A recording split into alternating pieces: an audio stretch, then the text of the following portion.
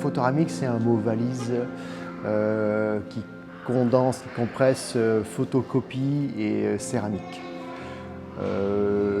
L'idée très simple étant de mettre un outil qui n'a rien à voir avec la technique céramique, comme un photocopieur, et d'intégrer dans la fabrication de formes céramiques l'utilisation de la photocopie en direct, voilà, en même temps que la fabrication des formes.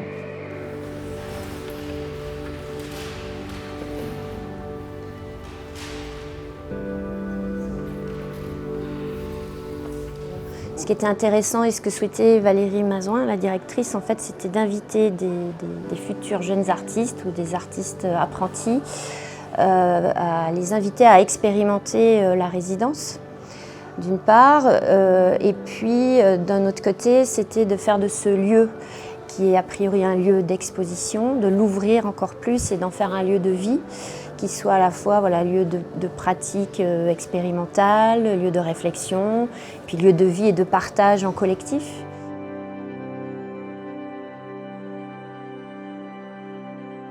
Un espace très riche, là, le fait d'investir un aussi beau monument, de s'installer, de vivre, d'échanger tous ensemble, d'y manger. Voilà, puis travailler avec des objets insolites, un photocopieur, ça, j'avoue que j'étais un petit peu dubitatif au début, mais là je suis éberlué, c'est incroyable.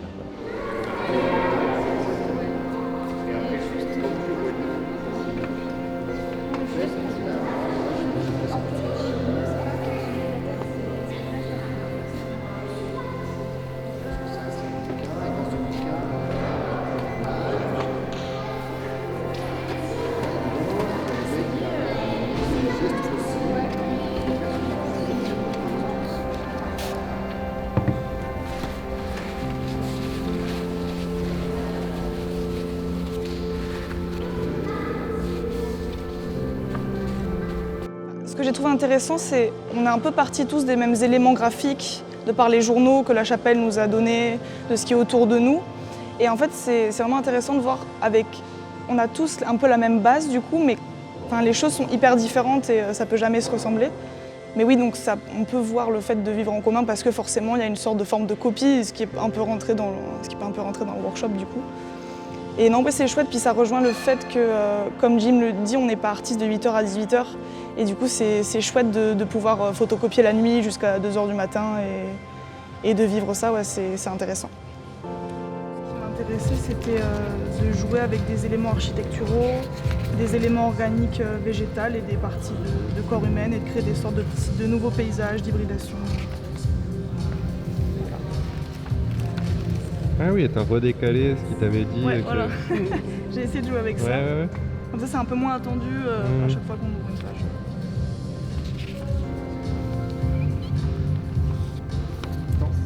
Il y a ce côté, on fabrique quelque chose en même temps qu'on les pense, en même temps qu'elles émergent.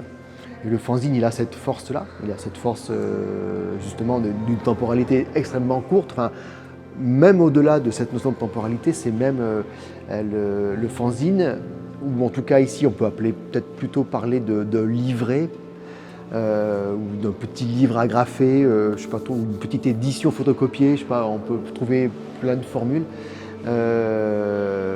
Justement, je pense, parce que je peux peut-être dire que tout simplement, à l'origine, l'idée de cette photocopieuse dans l'atelier céramique, c'était aussi pour contrebalancer l'idée que l'image des pièces produites est arrivée souvent bien après les expos, bien après l'existence des œuvres. Et que du coup, là, l'idée, c'était que ça se fabrique en même temps et que ça alimente et que ça influence même la fabrication de la forme. L'image de cette forme-là influence la fabrication même de la forme.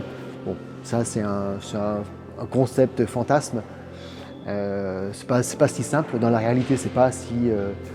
Mais bon, dans l'ensemble, on est bien dans un endroit, dans un entre-deux qui est assez, qui est immense en fait. Ouais. Ça c'est super fragile. Du coup, je vais le mettre sur un papier. Oui, c'est trop beau. Les petits bateaux.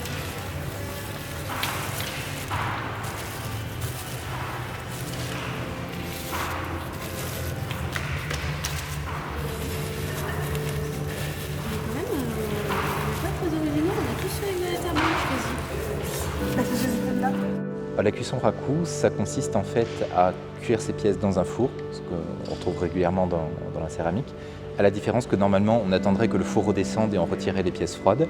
Là en fait on va ouvrir le four tant qu'il est encore à 1000 degrés à peu près, prendre les pièces en fusion avec une pince, les tremper dans un bain de sueur, on se poudre un peu de sueur dessus, et ensuite on va attendre 30 minutes que l'enfumage fasse son effet. Ensuite on récupère les pièces, elles vont dans un petit bidon rempli d'eau, on les frotte énergiquement à l'éponge une fois qu'elles sont froides et c'est bon, le décor est révélé. Le principe de la cuisson raku, c'est que ce sont des émaux qui vont avoir tendance à métalliser, qui vont avoir un côté un peu irisé. Donc c'est plus du spectaculaire, c'est-à-dire qu'on va pouvoir reproduire tout ce qu'on fait en raku avec d'autres cuissons plus sages, entre guillemets. Mais voilà, c'est plus le côté performance et sortir les pièces chaudes qui intéressent les étudiants, je pense.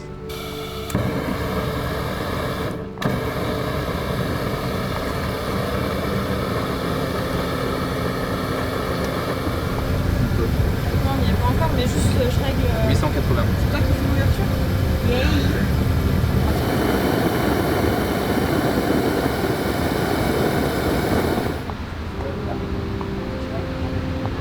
C'est vraiment chouette parce qu'à l'école, on est un peu coupé du processus de cuisson. Parce qu'on met nos pièces sur un banc de cuisson et en fait, on revient le lundi matin, elles sont déjà cuites, elles sont déjà sorties du four. Donc c'est vraiment intéressant d'être confronté aux éléments directs, quoi. Ah bah tu les ouvres alors.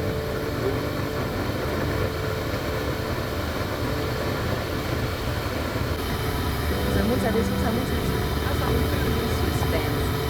Tu me dis quand j'ouvre, hein. Vas-y, tu peux ouvrir.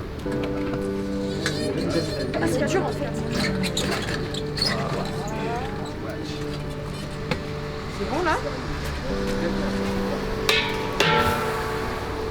J'ai peur de pas être tout en haut. Je suis tout en haut? Tu peux lâcher jamais. Mais je suis tout en haut ou pas?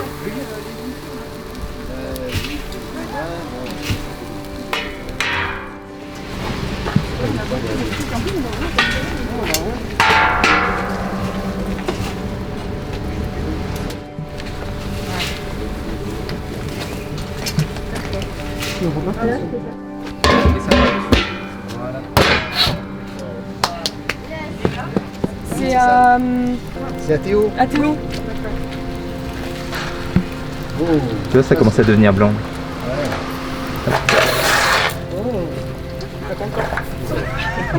On est en train de se noyer. Ouais.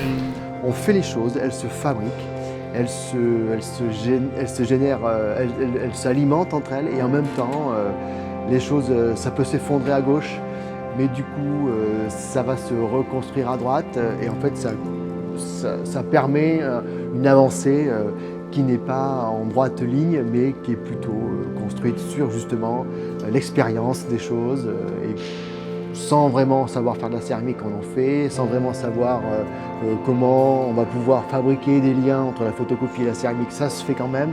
Et c'est au final, finalement, plus l'expérience qu'une exigence de résultat. Ça fait s'écailler un peu.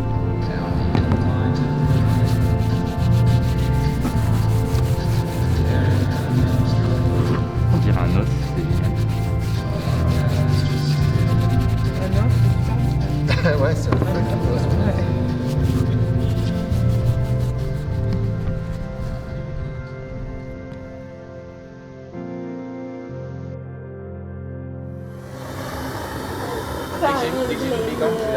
Là, c'est les parachutistes Là, synchronisés là. Ça, là, c'est.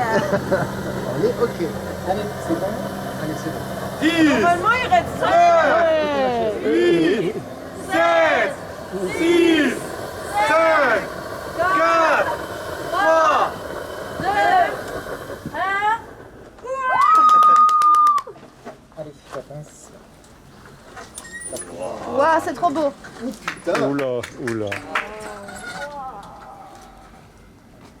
Madre de Dios. Vas-y, vas-y. Encore, encore. Voilà, très bien. Ah ouais, ça brûle, hein? Putain, direct, hein? Encore, encore, vas-y. Voilà. Je mets la deuxième.